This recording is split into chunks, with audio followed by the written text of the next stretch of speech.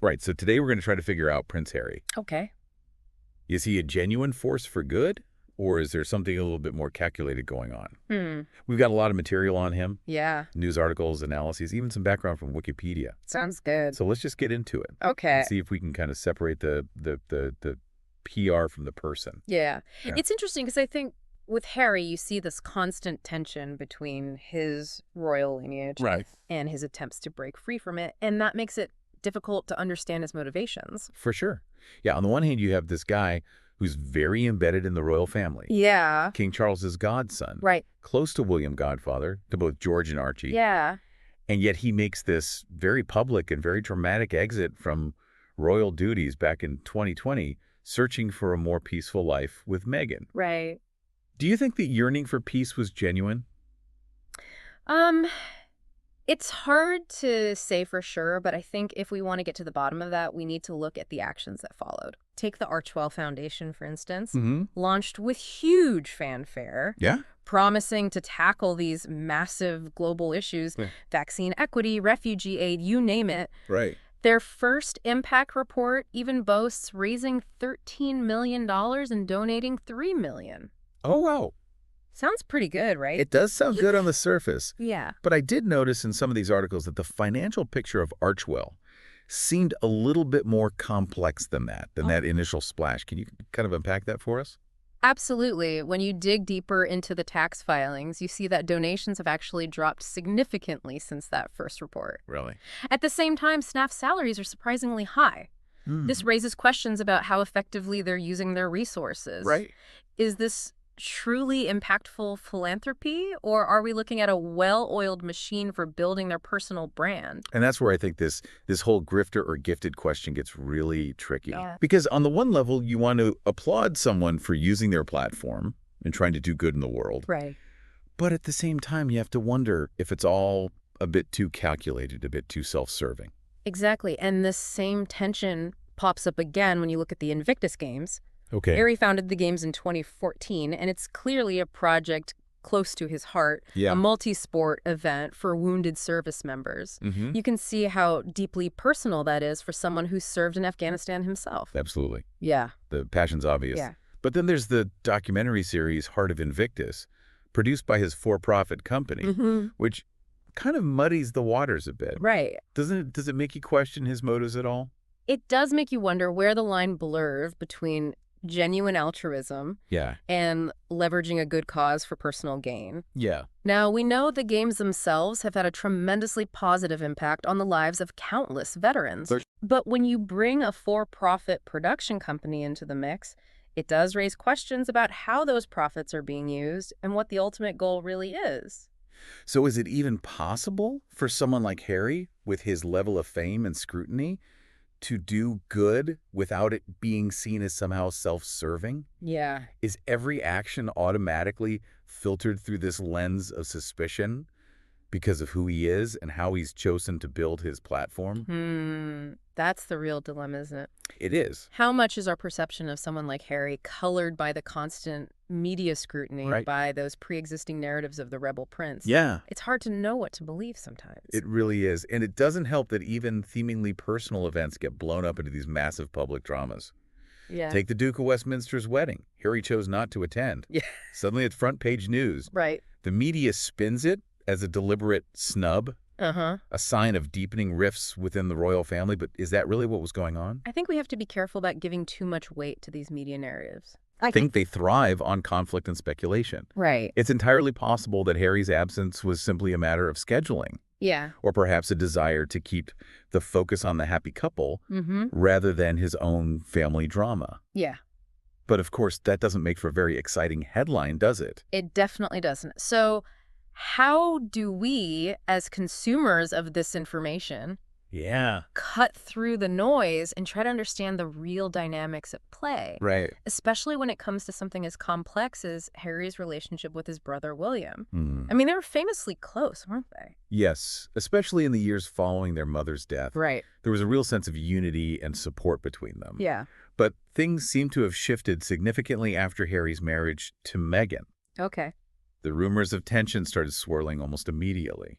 And then, of course, came that bombshell interview with Oprah, followed by Harry's memoir, Spare. Right. Those events really seem to expose the cracks in their relationship. Absolutely. In Spare, Harry doesn't hold back. He doesn't? He details a physical altercation with William, Oh, wow. describes their father, Charles, as emotionally distant, and even suggests that there was jealousy from William over Harry's relationship with Meghan. Huh. It's a very raw and at times quite bitter account of their fractured relationship. So how much of this is just normal sibling rivalry amplified by the insane pressure cooker of royal life? Yeah. And how much of it points to something more fundamental, Right. like a genuine incompatibility between them? It's hard to say for sure, but I think it's important to remember that even within families, relationships evolve. Mm-hmm. People change, priorities shift. Right. And sometimes those changes lead to distance. Add in the immense weight of royal expectations and the relentless media scrutiny, Yeah.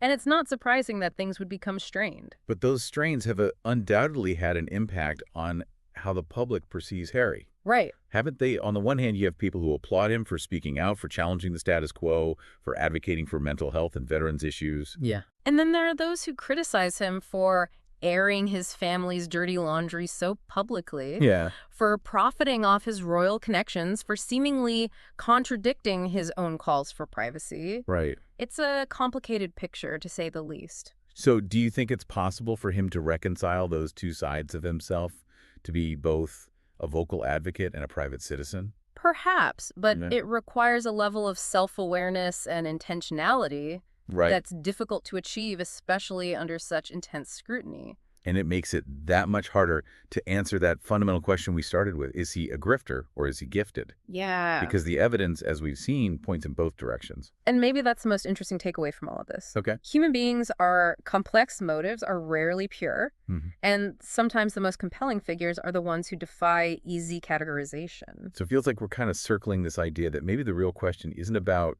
labeling Harry as like a grifter or gifted, Right. but it's more about just understanding the nuances of his actions and the complexities of his motivations. Yeah, I think so. It's too easy to get caught up in the binary, you know? Right. The good guy versus bad guy narrative. Yeah. Life is rarely that simple. Right. Human beings are full of contradictions. Well, and we see that with Harry all the time, right? Yeah. He wants privacy, Yeah. yet he signs these multi-million-dollar deals with Netflix and Spotify, putting his life out there for the world to see. Yeah. He criticizes the media, yet he uses that same media to amplify his message. Right. It's almost as if he's constantly battling against the very system he's a product of. And that's where the historical context is so crucial, I think. Yep. You can't really understand Harry without understanding the institution he comes from, Right. the weight of those centuries-old traditions, the expectations that come with being a royal. Yeah. It's like he's trapped in this gilded cage. Right. He can see the world outside. He wants to be a part of it. Yeah.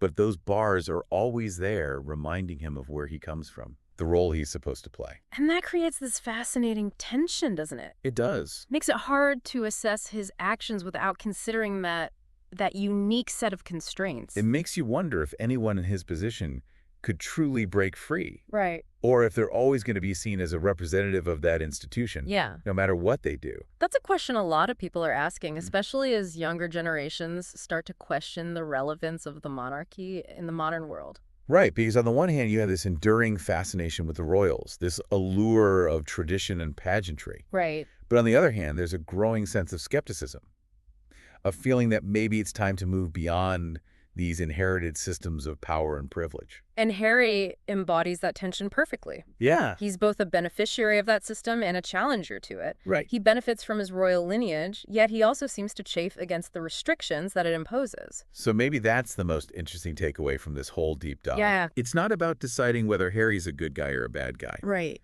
It's about understanding that he's a product of his time, of his circumstances, and that his story reflects a much larger conversation about tradition, modernity, and the changing role of institutions in the 21st century. And ultimately, it's up to each of us to decide how we interpret his actions, his motives, his impact on the world. There's no easy answer, no single narrative that captures the full complexity of the man. So we're left with more questions than answers. But maybe that's okay. Yeah, I think so. Maybe the point of a deep dive like this isn't to reach a definitive conclusion, Right. but to spark a conversation, Yeah. to challenge our assumptions, and to appreciate the nuances of a story that's still being written. I think that's a great place to leave it. Yeah, The Harry and Meghan saga is far from over, I'm sure it is. and I, for one, am fascinated to see what unfolds next. I think we all are. Thanks for joining me on this deep dive. It's been a pleasure. That's it for this episode of Grifter or Gifted. We'll see you next time.